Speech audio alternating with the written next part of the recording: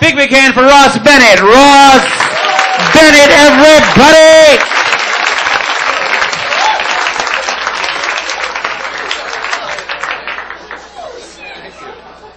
Thank you. And believe me, I'm every bit as disappointed as you are.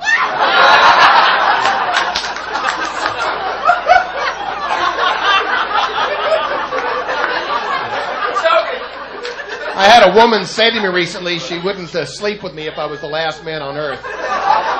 And it wouldn't have bothered me, but we weren't even having a conversation. I was parking my car. Complete stranger bangs on my window. Apparently I had caught her eye and she was compelled to let me know where she stood on the issue. By the way, I'm not fat. I'm an American. This is what we look like. Did you hear about the lady in South Florida? She had $1,200 of Botox treatments, and then she didn't pay for them. She skipped out on the bill. Police arrested her 2 days later for grand theft, and while they were handcuffing her, they said she did not look surprised.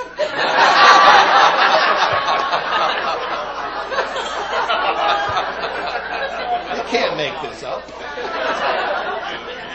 Every once in a while, you'll see on the news somebody will have frankly, a horribly tragic, like a parachuting accident. Their parachute won't open. And the family always comes on the air within a day, and they always say the same thing. They always say, we're going to miss Charlie. But at least we know he died doing what he loved. Isn't that what they always say? He died doing what he loved. I don't completely go along with that. I think Charlie did what he loved till about a minute beforehand.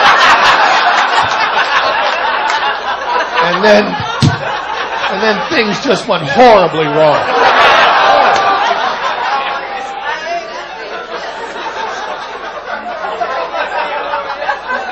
Oh, what a great... I'm a New Yorker, by the way. My whole story is I'm a New Yorker, but I'm not from New York City. I'm from what I call New York country.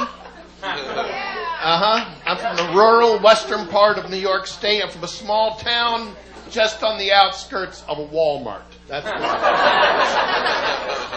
because I'm an American. That's where we live.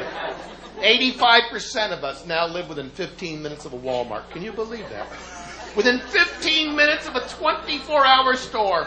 Anything we want, 24 hours a day. Because sometimes we wake up and we need stuff. Right? We're Americans. We sit up in bed. Oh, God. Woo! Roofing nails.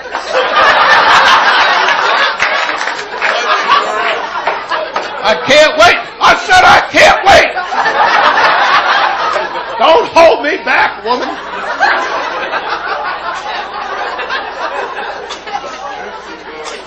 I've been trying to think about what how our country got into the situation it is in terms of our finances, and I think it has to do with how we spend our money. I don't know about you, but when I want something, I buy it.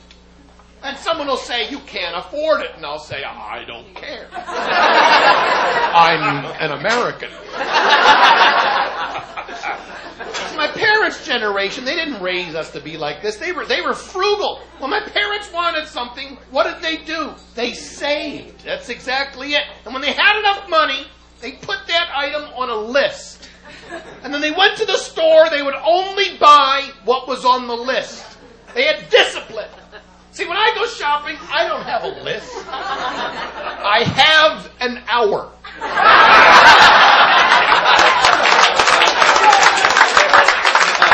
I grab a cart, I start walking, let's see what happens.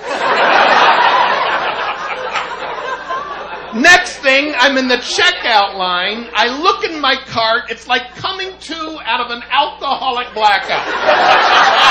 I don't know, what was I thinking about? You ever look in your cart, I got a 6-pack of bacon-flavored Maalox. I got tube socks, weed whackers, Skittles, lots of Skittles. Skittles, a nursing bra, and a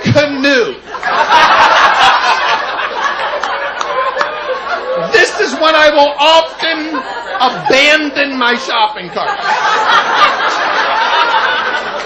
I'm not alone. They're all over the store. Like half-full carts. They should have little plaques. This is where a shopper came to his senses. You're walking through the store. I don't know what I was thinking.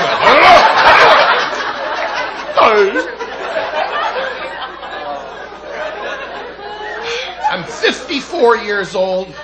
It's an interesting age. I'm starting to make noises when I don't want to make noises. I do work around the house. I make two noises. One noise when I do the work, and another noise about a second later. And it sounds like I'm thinking about the work that I just did. I'll show you. Watch.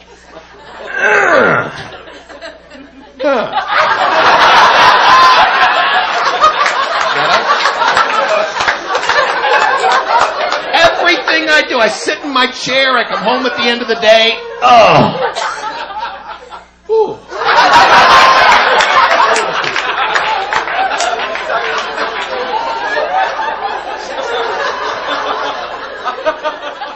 I grew up in western New York State, fairly close to the Canadian border, so it wasn't unusual to occasionally have Canadian coins seep into our coinage, and that's always odd. When you reach into your pocket and you think you're pulling out an American quarter and you bring out a Canadian, it's the same shape, it's the same weight, it has a different picture, so your mind will often try to justify the picture. Oh my God, Washington's a transvestite. Rush Limbaugh was right. The Democrats are changing everything.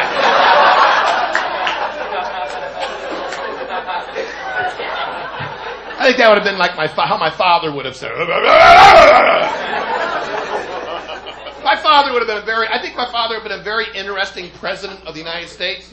Because his basic foreign policy would have been, oh, don't do that! Stop it! Right now! Stop that right now! We will not do that! My father was a Marine Corps lieutenant colonel, a nice, mellow guy. My father was in World War II, my grandfather World War I. I enlisted in the Army out of high school. Just missed Vietnam, but I was in time for our country's war on drugs. Technically, I fought for the other side.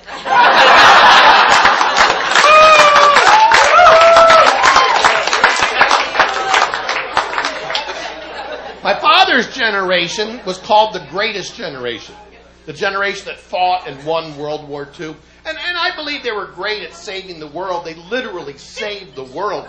Doesn't mean they were great at everything else. I mean, they were human beings. They were flawed. And the skills that were necessary to crush fascism don't necessarily transfer to raising a little boy.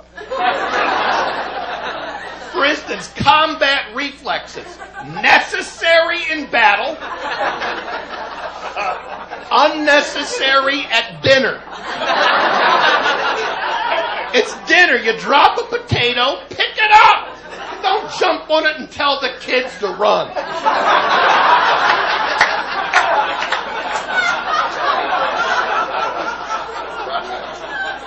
Give you an idea of my dad's reflexes. I once spilled a glass of milk at dinner, and my dad yelled at me before the milk hit the table.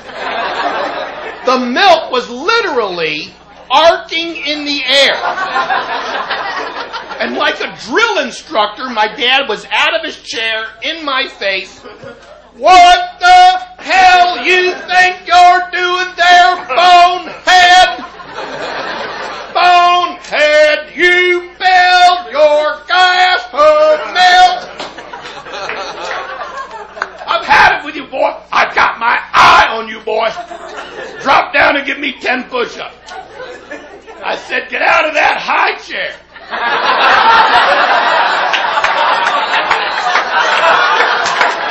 It's been a wonderful audience. Thank you all very much.